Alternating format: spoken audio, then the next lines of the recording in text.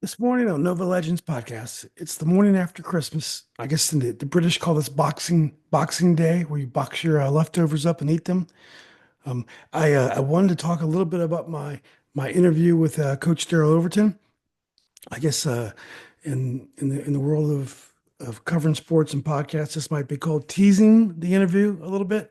I'm just learning. I'm still learning this game, even though I've been doing it for a long time.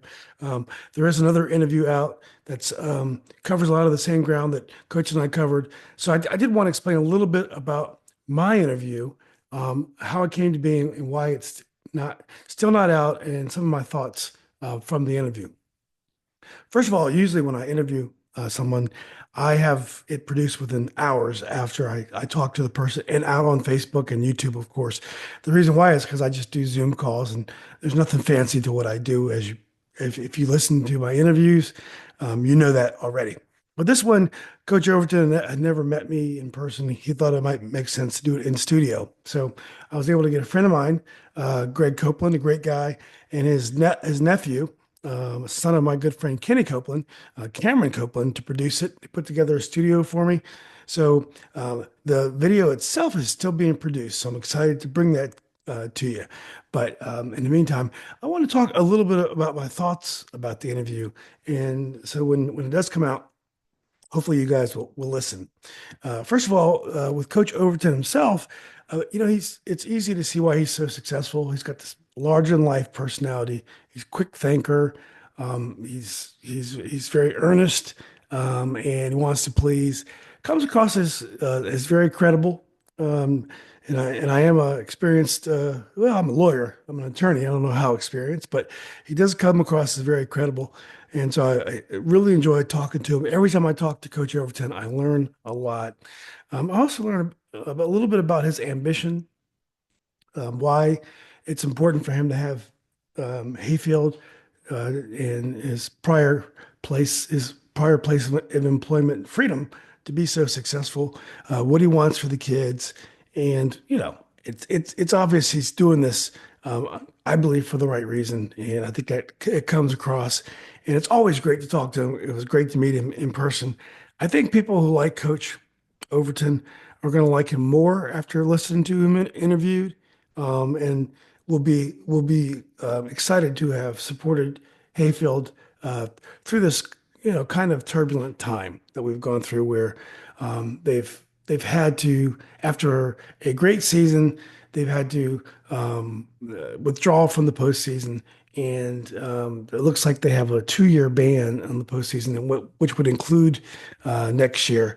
I think there is some legal challenges out there, and maybe they'll reduce that ban to a year. So anyway, I thought the interview really showed Coach Overton, a great side of Coach Overton. Now, some of the things I missed in the interview, whenever you interview someone, you look back on things you could have said and wish you would have done better.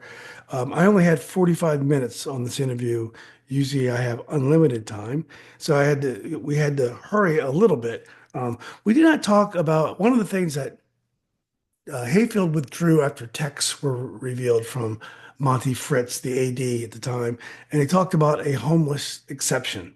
I didn't ask him about that, and I'm not even sure if that was relevant, if it's come into play. I really don't even know what it is, but I've heard that mentioned a lot. We didn't talk about that. That's something that I missed as an interviewer, and it probably was important for me to talk about that, and I did not talk about that. Also, one thing that's something we didn't talk about is basically we hear a lot about Hayfield by 40. It's a hashtag. Last year was Freedom by 40, a great mini series about Freedom that was produced last year. But basically, and this is how Coach Overton and I met. I had complained about how they were scoring so many points on their opponents, and they had thrown a late game bomb against Madison and other teams to score. And basically what was explained to me was that, look, most of the games are blowouts, but they have to have the kids that come in, they have a chance to score as well, and their style of play is conducive to lopsided scores. But also, I think there's an element of there's no mercy. We play hard. We're going to crush our opponents, and we're going to try to win. And I think the flip side of that is I think a lot of there are, I think, some sinister forces at work here. We heard a voice on audio saying racist things about Hayfield's coach, about Coach Overton, and and this racist voice was talking about some of his experiences in coaching, and it was kind of cringy to listen to. So there was a racist element to some of this, but I do think there are a lot of people that uh, just did not like um, the optics of all these transfers. The team turned itself around, and and I think what the freedom by 40, Hayfield by 40, kind of the no mercy thing does. It doesn't allow for a lot of kindness and a lot of mercy the other way. This is a time when Hayfield needed some good PR, and they needed friends. And I think if you don't have kindness, if you don't have mercy on your opponents, and this is the way we're raising our kids to crush, to kill, be the best, obviously people are going to want to take you out the same way. If people can band together, take you out, or it was Hayfield could have used some mercy, and obviously it didn't come the other way. And I do think maybe that has something to do with the fact that that's the approach. We kill our opponents well. They had a chance to take you out, and they did. And I think also there were some Hayfield folks on social media that were vocally against Madison, and knocking Madison in their run to the state final. And that, from what I can see, Madison had nothing to do with Hayfield's problems, Hayfield's the controversy.